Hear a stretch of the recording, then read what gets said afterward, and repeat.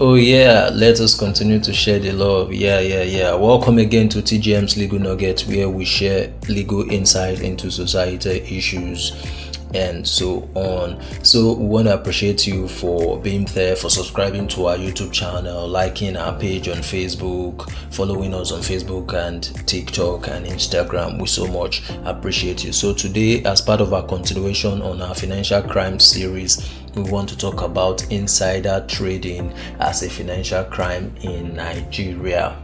So now, by way of an introduction, of course, you know the way we do it, normal storytelling pattern and all that. So now, in a quiet, you can imagine a quiet air-conditioned hall of a big company, probably in Lagos. A senior executive named Mr. X sat behind a mahogany desk, sipping his chilled water, smiling. Of course, you'll be wondering why he's smiling. Now, this is because he has a secret that is worth millions of naira and dollar. Now, this particular company that he is sitting in, is about to announce a merger that would send its stock price through the roof. You can't beat that. Now, but before that news went public, Mr. X made some calls. He bought up some shares, a lot of them that would fetch him a huge amount of money. A few weeks later, the stock price skyrocketed. He smiled again, but this time the Securities and Exchange Commission in charge of the Nigerian Stock Exchange were actually watching. Now, from this story, you see everything is legit and everything is going on well, right? But that's what it is. But underneath, there's something, fishy and shady. Now, that, my friend, is what we call insider trading. A silent, deadly form of financial crime that is eating deep into the Nigerian economy.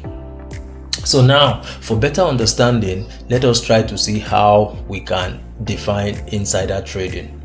Now, insider trading occurs when someone with access to non-public price-sensitive information, right, about a company uses that information to buy or sell the company's shares for personal gain. Now, this insider trading we're talking about is regulated by the Investment and Securities Act in Nigeria. Now, under a particular section, if you want to know that section, go consult your lawyer. Now, insider trading under a particular section in that act is an illegal act in Nigeria. It's a punishable offense in Nigeria. It includes, according to that section now, it includes buying or selling securities based on information not yet made public and known only to someone who has a fiduciary or confidential relationship with the company.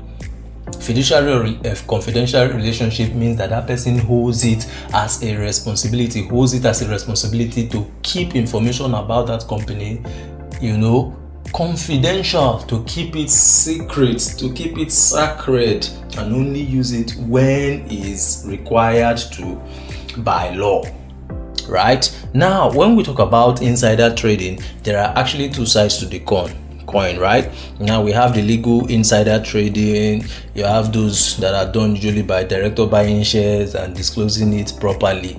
There's a channel, a structured channel that they are supposed to go through and all that. And then we have the illegal insider trading. That is when you begin to use confidential information for unfair advantage by using people that are outside of the company, and so on and so forth. So now in Nigeria, we have controversial and real examples, that have been going on. But of course, insider trading is not something that people talk about, because basically you find it in big corporations and so on and so forth. But that does not mean that in recent years or in the past we've not had examples of these, coming to light. Now in 2014, there was actually allegations that top officials at the Nigerian Stock Exchange tipped off investors about impending regulatory sanctions against, some listed companies.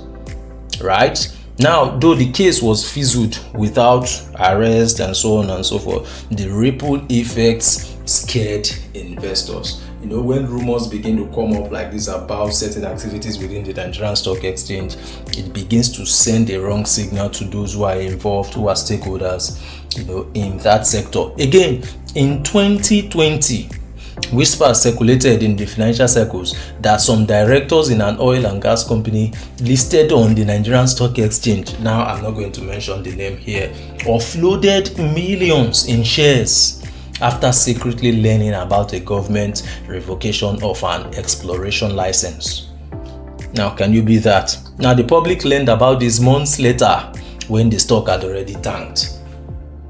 Right? This information, because some set of people within the sector, within that particular area, are privy to the information, they then use it to their own advantage at the detriment of the entire system. So before it comes to light, just a few set of persons must have cashed out, used the information for their personal gains, and so on and so forth. Now again, we have another example.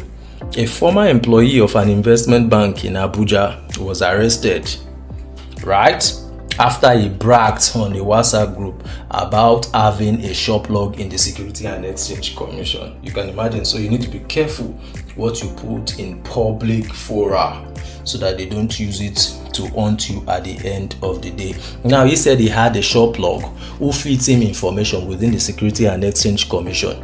He was caught through a whistleblower intel and was charged in the year 2022, although the prosecution lagged, and we're yet to hear the list of what happened in that particular matter. Now, other examples include an investigation that was done by the Securities and Exchange Commission, on a very prominent company in Nigeria, and that company is a public limited company. I wouldn't want to mention the name. Now, what happened was that they breached market rules, including possible insider trading in relation to false disclosure and unauthorized shares sales. Now, the Securities and Exchange Commission actually probes that company, but of course, in Nigeria we don't get to the end of all this. Then again, the defunct Oceanic Bank is another example. There were reports that top executives allegedly leveraged undisclosed non-public information about toxic assets and liquidity issues to offload shares and to redirect investments before the crisis went public. Of course, you and I know that Oceanic Bank is no longer in existence, and these were some of the things that actually led to its closure. Now again, an anonymous stock exchange tip-off. Something happened in the Nigerian stock exchange market. Now, there have been multiple investors' complaints to the Securities and Exchange Commission about price manipulations and suspicious trades traced to companies insiders, especially during the acquisition season. So when you talk about mergers and acquisitions and so on and so forth, when those activities are about to come up, you see a lot of information passes from the people who are within that sector, who are private to the information, and then they pass it out to some other persons that are out there to take advantage of that opportunity, and that is what we refer to as insider trading. So in Nigeria, you see some of these murky backdoor moves being made without headlines, but they have huge consequences. In the US, for example, some of these persons who partake in insider trading have actually been probed and prosecuted, but in Nigeria we hardly find people being probed for this a massive offense. So now let's talk about why is it dangerous for us to or for people to do insider trading. what are the economic and legal implications? Number one, there will be market manipulation. Insider trading actually kills investors' confidence and makes the Nigerian capital market a place for wolves and vulture. People who have the means, they just go there, get the information, take advantage of it, cash out, and then they move on, which disrupts, the market and then destroys investors' confidence. Then again, you have loss of foreign direct investment. Investors fear unpredictability. They don't like a market that is not stable, because they might feel that somebody might just come disrupt the market and then move away from the market. So that actually prevents, foreign direct investments. You understand? If insider trading goes unchecked, foreign players would actually pull out. They want a place that is stable, that they can invest and then get a reasonable profit at the end of the day while doing everything legally. Then again, you have corporate collapse. That's another implication. Yes, if shareholders lose trust, companies lose their value and collapse is imminent. Of course, if you don't have shareholders who are willing to invest in your company, obviously your company goes down the drain. Then again, you have unfair wealth accumulation. Yes, now it creates a class of dishonest rich insiders, while honest Nigerians suffer from the inflation and bad policy, because whatsoever activities that go on within the Nigerian stock exchange, right, obviously trickles down to the ordinary Nigerian who suffers from that.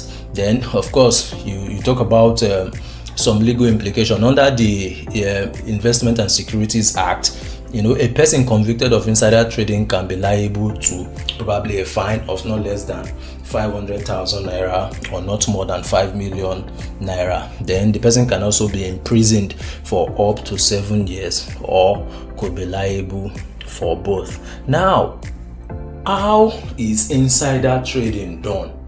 Let us take a look at some steps of how these things are done, so that by the time you see them, you would be able to relate to them. Although it's not going to be exhaustive, but we'll try as much as possible to do our best. Number one thing you need to take note of is that there will be access to privileged information. That is, the person orchestrating the act would have had access to privileged information. Now, often by company directors, a staff of the Securities and Exchange Commission, auditors, lawyers, or IT consultants. They are the ones who usually, leak this information to necessary parties, who then use it to their own advantage. Then again, you have tip off to family and friends. So after they gain that information, they tip it off to family and friends. They may not trade directly, but inform a proxy, probably a spouse, a cousin, or maybe a shell company, a fake company, and so on and so forth. Then moving on from that stage, there's the buying and the selling of the stock. Right, the person who has been given that information then uses it before the public gets wind of any merger, any acquisition, dividend announcement, or crisis, and so on and so forth. There's already a buying and selling so that they can easily cash out, so they get the larger chunk. Right, then there's profit from public reaction. This is where it gets sour. So when the information becomes public, share prices adjust, usually sharply. So profit is made massively by these persons. They then sell and then cash out, and so on and so forth. Then again, last of all, there's concealment. Funds may be laundered through shell companies or bought in false names. Right? So when these massive monies are made, they're usually laundered through shell or fake companies, and so on and so forth. So now, how can insider trading be proven in court? What is like the legal work that needs to be done? Yes, right. So to secure a conviction for insider trading, people prosecuting or the prosecutors must prove the following. Number one, that the accused was an insider. That is, the accused person had privileged information which he used to the advantage of himself or to somebody that is a proxy. Right, that the accused was an insider at the time of the trade. Then secondly, you need to take note of the fact that the insider had non-public material information. Then again, that the information was used to gain an unfair advantage in trading security. Of course, you would see the dividends at the end of the day. Then that the trading occurred before the public announcement of such information. So now, documents, email correspondences, text messages, and so on and so forth would be some of the means to be able to prove. So now, documentary evidence, in essence, electronic communication, whistleblower testimony, bank and stock trading records are vital, and so on and so forth. Then now, what are the challenges? Because in the US, actually, we've had instances where insider traders have been probed and prosecuted, but of course in Nigeria we hardly find that. So what are some of the challenges that we face in Nigeria? Number one, there is low reporting and weak whistleblower protection in Nigeria. A whole lot of insider trading, goes on in Nigeria, but they are not reported, right? And that is a problem for us as Nigeria. In fact, Nigerians have this culture of, scratch my back, I scratch your back, and so on and so forth. So at the end of the day, you find it difficult, probing and prosecuting insider trading. So that's one challenge. Secondly, we have lack of political will to prosecute the so-called big men in Nigeria. The political will is not there. Then, of course, the complex nature of the financial transaction. You need to get credible evidence for you to be able to adequately prosecute. So before you begin to go through the complex nature of the financial transaction to unearth the trace of the fund and how it was actually done, it takes a longer time and it is very, very burdensome. Then poor coordination between the Securities and Exchange Commission and the Economic and Financial Crimes Commission. So there needs to be good rapport and collaboration between these agencies to be able to unearth more of these. And again, the court needs to be involved. Then again, we have weak data and surveillance infrastructure in Nigeria. Nigeria is actually lagging behind in terms of data and surveillance infrastructure, and I think this is one area we really need to look into as Nigerians. So now, what can be done? What are some of the solutions? Number one, strengthen the Securities and Exchange Commission monitoring tools and staff training. Staffers must be trained and must act very professionally.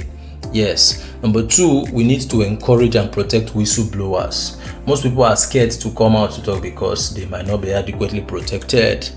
Then again, we need to partner with global watchdogs like the Interpol and so on and so forth. Then again, AI is actually taking over the world now, so we need to integrate AI-based surveillance in Nigerian stock markets to detect suspicious trading spikes.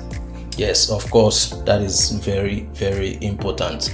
So now, insider trading is not just about rich men moving numbers on papers and so on and so forth.